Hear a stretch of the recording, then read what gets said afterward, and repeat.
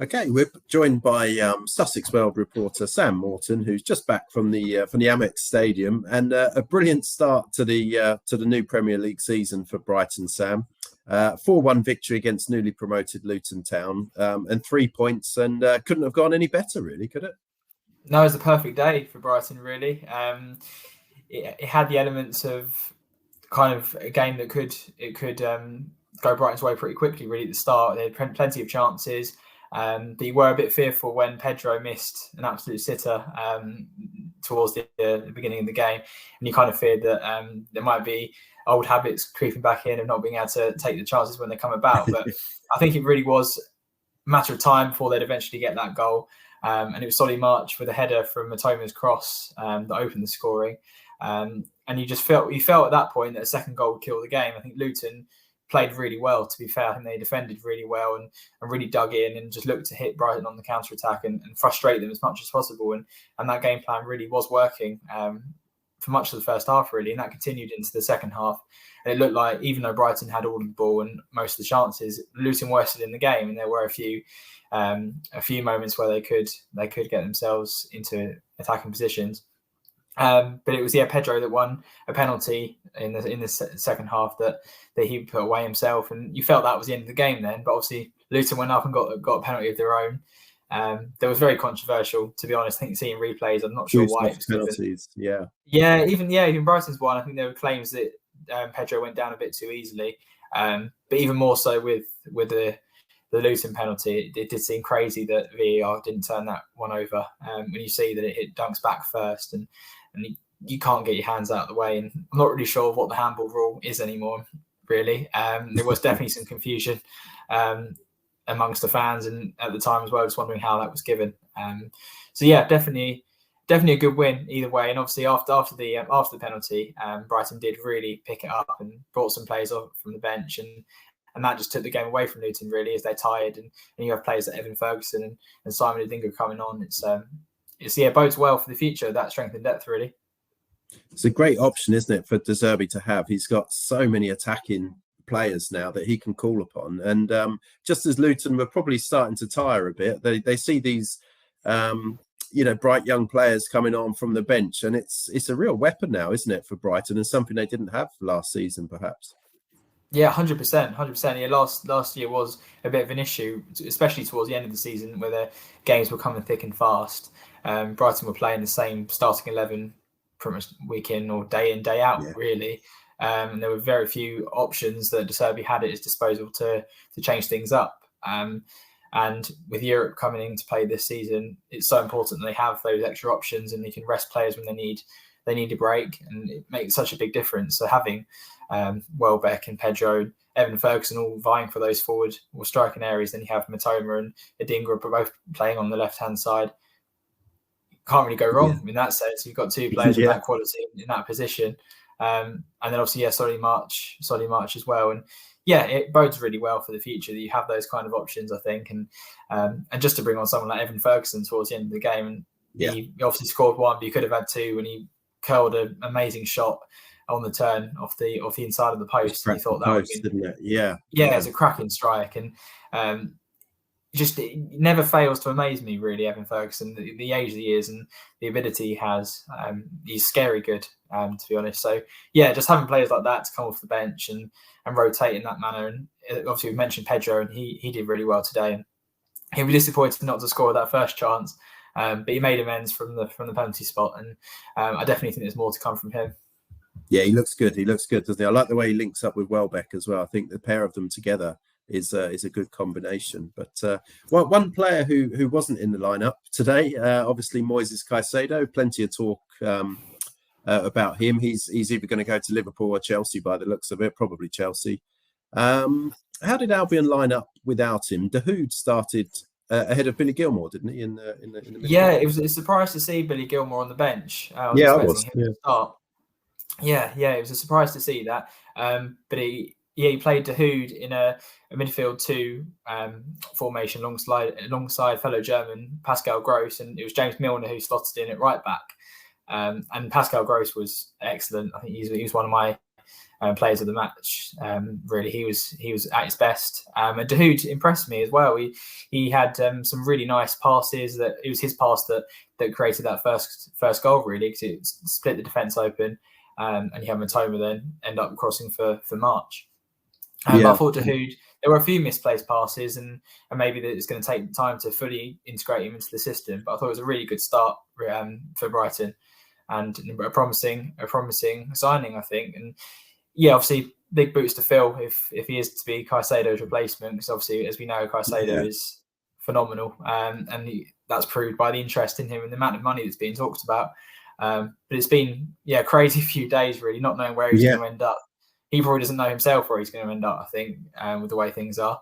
But yeah, no, it's interesting times, really. And I think from what De Serbi's spoken about in the past, it seems like there will be someone else coming in the door if Caicedo does move on. But I think they'll have to, won't they? Yeah, absolutely. And obviously Billy Gilmour didn't play the full 90 minutes, but he came on and looked assured, and he'll be looking to build on last season when he really did start to improve and make a name for himself towards the end of the season. Yeah. I think with the games against Luton, it was a good one to introduce Dahoud into, wasn't it? And Pascal Gross. But it's going to be those games against, no disrespect to Luton, but it's going to be those games against Man United, Liverpool, the Arsenal, the Chelsea, those big games where Caicedo and McAllister are going to be missed, isn't it? Today against Luton, probably you can get away with it, can't you? Yeah, absolutely. That is true. And you're up against a side that is obviously unfamiliar with that kind of quality of Brighton, and really trying to get to grips with that. And I think, as I say, Luton did do a decent job of frustrating Brighton, and that's probably going to be the game plan for much of the season for them. But yeah, no, it's difficult to say how much of an impact Dahoud would have in those kind of big games, as you say. But it's a good start. It's a good start up against a team with obviously a low block that try and frustrate you. And there's going to be plenty of those games as the season goes forward. Obviously, Brighton do like to dominate possession against whoever they play. So you would feel like it's a good learning curve in that sense, trying to maybe play those passes to unlock defences that are quite tight. But yeah, as you say, the big games will be really where you can see how they cope without Caicedo and McAllister. Yeah. What was James Milner like? He played at right back, didn't he?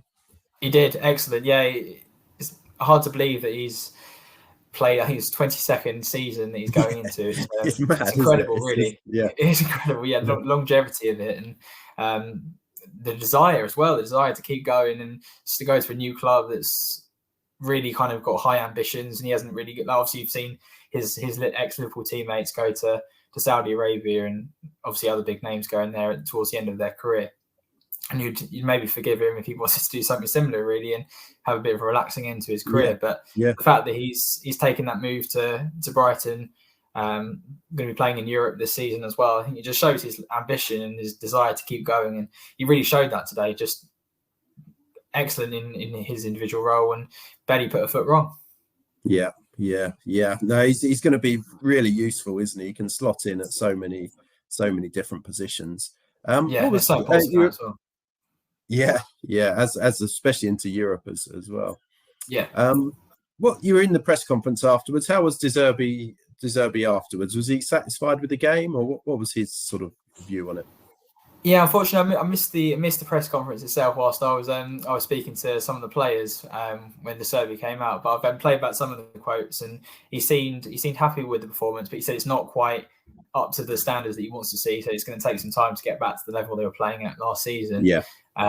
So he seemed pleased. He seemed, obviously the result was the most important thing today, and he can't be too satisfied with 4 goals, and even the goal obviously Luton scored was controversial. So they did keep a clean sheet obviously from open play. So I think he'll be pleased with that as well. And just definitely something to build on and try and get back to the levels they were playing at last season. It can only go up, really. Yeah. Which players did you catch up with after the game? So I spoke to Lewis Dunk, who was really pleased with the performance, and just happy with the way things are going, the way how well the signings played, and he was full of praise for James Milner's performance as well. He's delighted to have him alongside him in that defence as well. So he was really pleased, and Simon Adingra also came out to speak to the press for the first time, and you can see he couldn't stop smiling when he was speaking about his game, and he spoke a little bit about how his time over in Belgium helped his development. And he's such a promising player as well. You saw in his loan spell and pre-season as well, and he's kind of got that natural eye for goal. You can definitely see that, and you can really see how he's really going to help Brighton. Yeah, 6 million, wasn't it? Again, they paid for him. I think a couple of years ago. Had a little loan in, like you say, Union SG, and his stats at Union were really good as well, weren't they? It's similar to Matoma, similar type, that attacking threat to Matoma, and he looks as though he could be a real find, doesn't he, this season? Yeah, no, absolutely. And Brighton have definitely got a habit of that, finding these players that have just come out of nowhere almost. But yeah, no, he's another one that can really, really make a difference, I think. And coming off either flank, obviously prefers the left-hand side and fighting with Matoma for that position. So Matoma's probably not, since Trossard has left, Matoma's probably not had that level of competition. So it might make him up his game even more, knowing that there's someone knocking on the door behind him. Yeah, and it's still the little way of the transfer window to go as well. Do you think Brighton they're going to look at that Caicedo position? Are they? Do you think they still need to add to their squad as well as sort of a Caicedo replacement? Yeah, I think the more players, the better. Really, if you can get as many players as you can get in. Obviously, if Caicedo does leave, that's a massive amount of money that's suddenly going to come into the club on top of what they already have. So you feel like they definitely will be keeping their eyes open for a big name. Obviously, there's been talk of Lavia from Southampton and saying that he could potentially be a good replacement.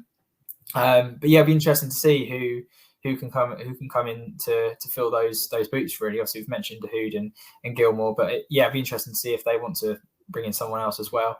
Because obviously, Mohamed Kudus from Ajax has been heavily linked, and it seems to be it's gone a bit quiet on that now, hasn't it? Yeah, gone a bit quiet. I don't know if there's a problem with the personal terms. It sounds like I think a fee was agreed, but then the deadline ran out before the personal terms could be agreed. So yeah, not too sure what's going on there, but that's one that'd be great to get over the line and add even further talent to those attacking areas, really.